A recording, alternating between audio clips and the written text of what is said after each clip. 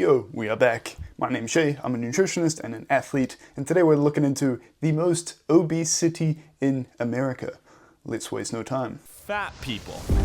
Over 40% of America is obese, Oh, putting no. almost 1 of every 2 Americans at extreme risk of heart disease, diabetes, high blood pressure, cancer, and death. But I wondered, why are Americans getting so fat? So I drove to McAllen, Texas, the fattest city in America, 6 years in a row, to see if I could find any answers. But first, I needed some breakfast. What a burger. What do people usually get for breakfast here? Number 21. Okay. So people usually get this for breakfast. Yeah, it's very popular. 980 calories. Really? Yeah. All right, McDonald's breakfast. Okay, the guy in front of us is a pretty big dude. What did the last guy get? I'll get whatever he got. We got a bacon, egg, and cheese with a sausage. Thank you. Calories in this meal, it's probably 1,000. Man, starting your day with a soda just feels like spiritually incorrect. It's like, please. Breakfast number 3. Menu's looking fattening. Would you like to try the loaded breakfast? Is that what a lot of people get? Yeah. All right, breakfast for you. After scarfing down a fattening 1,000-calorie plus breakfast an average American might eat on their way to work, I wondered if the local restaurants here were any healthier. What do people typically get here for breakfast? Dave's breakfast. 2 eggs. Dave's breakfast? Yo quiero uno, por favor. Syrup. Pancakes. Sí, un poquito, sí, sí. It's a big old breakfast. Oh my god, it's like a fried bomb of goodness. We got pancakes, sausage, bacon, eggs, this and that. My guess is probably 3,000 calories right here. Bro, straight up caramel. Wild. With the local restaurant's breakfast here no better than the fast food, I went to the nearby mall to ask the locals here why all the food down here is... Yeah, I think a large bit of the issue is if you take all these people being morbidly obese, right, it's likely that they don't really know much about health and eating habits. And naturally, when all the options kind of look like that and everyone around them is eating the same thing, it's very easy for them to probably think, okay, well, this is just what you're meant to eat. And then maybe they just end up getting fat. But at the same time, it's like, okay, well, everyone else is obese, so, you know, is that big of an issue, right? Of course it is, but it's very easy, I think, for large groups of people to get caught up in what everyone else is doing and just assume just because, you know, if they're doing the same thing as everyone else, it should be fine. That's why people struggle to break free sometimes, especially in a situation like this, which looks to be a bit of a food desert where there just aren't very many healthy options, presumably. It's like, I'm just gonna go over the road and get whatever's there, and it's just not gonna be good. Yeah, it's a bit of a shame. I'm not sure who's renting these, but you have giant scooters, so you gotta be lazy as hell to not even walk. All right, I'm renting one. Bro, I cannot believe this is real. Let's interview the locals. Do a lot of people rent these scooters at the mall? Yeah. Yeah? Is this like a McAllen specific thing? Yeah. Man, this just feels so dystopian, like, it's like the only way to put it. Wally for a second. But the question was, do you know why Perfect McAllen's comparison. the obesity capital? The food. Okay. And they don't walk. Why are people so big? People like to eat junk food like chips or McDonald's and all that stuff. And then, out of nowhere, I met this guy. Yeah, do you have any thoughts? Yeah. All right, let's hear it. What's your name? David. David, how you doing? How's this guy just know? Oh, Tell me about it. guy on the fat scooter. Oh, you're talking about health? Like, why would he? I don't know, is this scripted? Momento, por favor. It's to help the nation.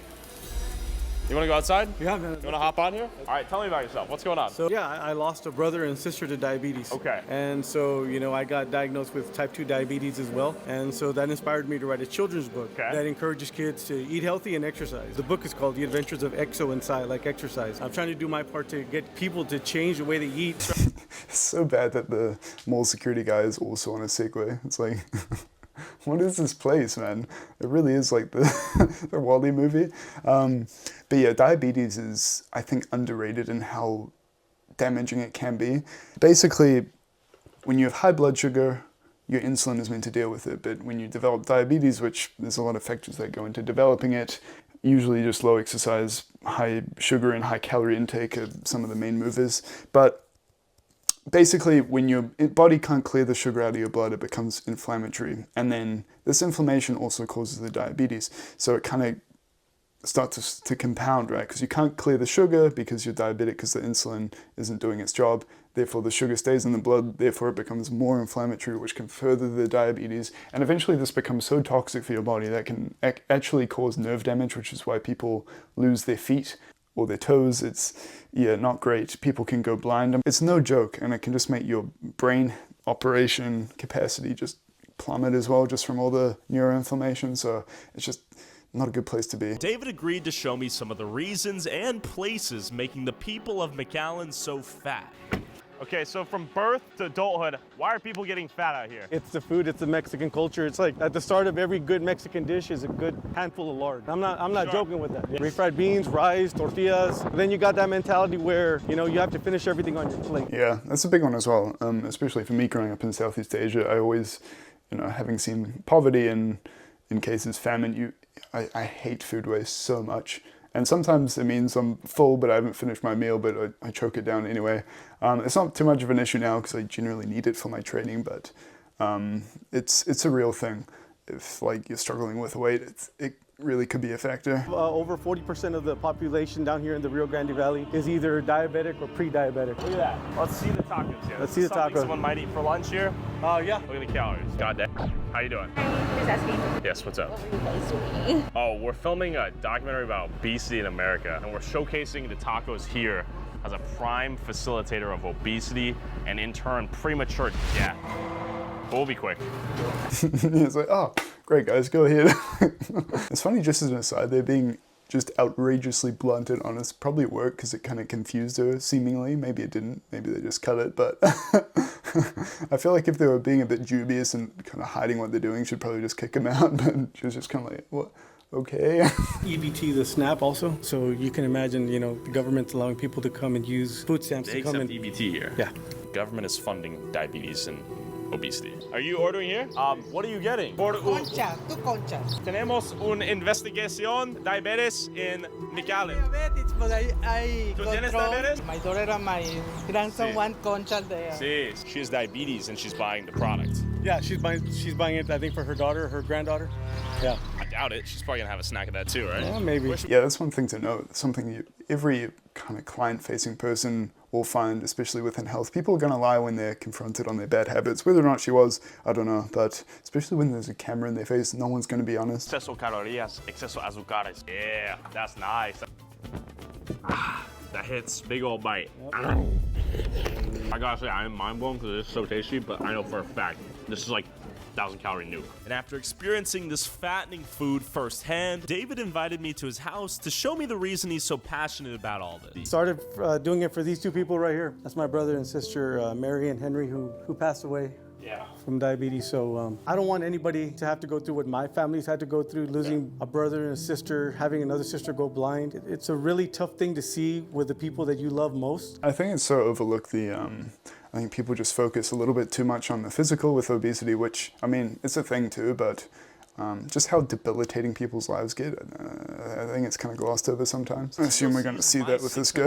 Life and weighed over 700 pounds. At the end of the show, he lost 200 pounds, and the doctor told him the only way he could lose more weight was to get a stomach reduction surgery. I did everything the doctor asked. I lost weight. He's like, okay, cool, you're approved for surgery. It's like, well, hold up. I'm kind of feeling this right now. Let me do this. He's like, okay, well, go again. Go lose another 50 pounds. And I lost like 40 pounds, you know? It's like, okay, cool, great job. Let's get you into surgery. When did the weight get put on? The pandemic broke me. Okay, and this is where everything goes to shit. This is it, man. Okay, let's walk through. Yeah, so the stomach surgery just cuts your stomach in half. So theoretically, you will overeat less, undereat. Pretty much like a surgery which has the same outcome as Ozempic. If you think about it, it's just something to make you eat less. Here to there, to the bathroom, to my chair, out here, to the front door. Are you just locked in here, I'm depressed? pretty much just locked in here depressed. This is my world. For me to go all the way to the other side of this little baby pool right Yeah, killed me. yeah, yeah. We pull up DoorDash. This is the COVID depression menu. We got McDonald's, 7-Eleven, McDonald's. 2 sausage biscuit, 2 sausage McMuffin, Sure. hash brown, Dr. Pepper, that's breakfast. Wendy's, Baconator, then a Baconator combo. You get the You get 2 of them. Little Caesars pizza. And this is all on the same day. Yeah. Man, like this might be a little bit out of touch, but I just find it so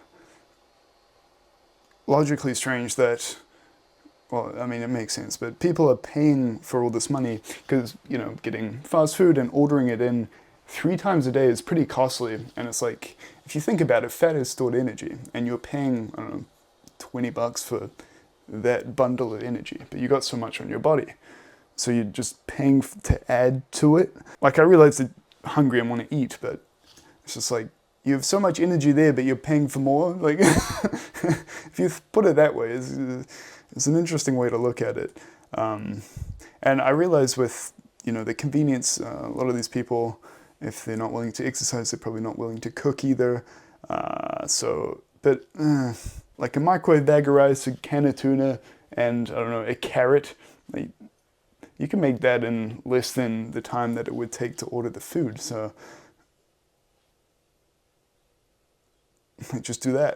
I'm not trying to lose 50 pounds to look good on a vacation. I'm fighting for my mind. You tell somebody laying in a hospital bed that if you work hard, you're determined, and you stay consistent, you can change your life. I guarantee you every single person would stand up and fight to do that. So I went to the gym with Mark to experience an average day in his fight to become healthy again. Drove by 8 times, took me the 9th time to come in. The other day is off. Here's a question. If you had someone in your life who was like so morbidly obese that they were bedridden, do you think it's ethical to not feed them until, you know, they, you know, eventually are in a water fasted state and then they can just lose weight every day? Maybe. I mean, I guess with phones and computers, it'd find a way to order it, but, you know, it's a question. After Mark's workout, I had a lot more sympathy for what he goes through on a daily basis. And as Mark and I drove back to his parents' house, Mark did something he thought he'd never be able to do again. What's up? I don't think... Oh, seatbelt? Yeah, I don't think it's gonna fit on me though. 6-minute drive. Okay. I haven't worn a seatbelt in years, bro. Actually? For real, yeah. All right. For real. That's kind of crazy. Kind of feel almost normal. Hell yeah, man. Don't give up, man. With the click of Mark's seatbelt echoing in my ears, I realized that if a 700-pound man can turn his life around, then so can America. I think a lot of these people, I mean, usually they end up quite isolated and therefore depressed between their health and the isolation. I think more people, if they were given a bit of optimism, can maybe turn things around. It's just a shame that for most that never really comes often because they're surrounded with people with similar habits and, you know, just dwelling in it and being quite self-defeating. But anyway, that's it for that video. Let me know your thoughts below. Otherwise, I'll see you in the next one.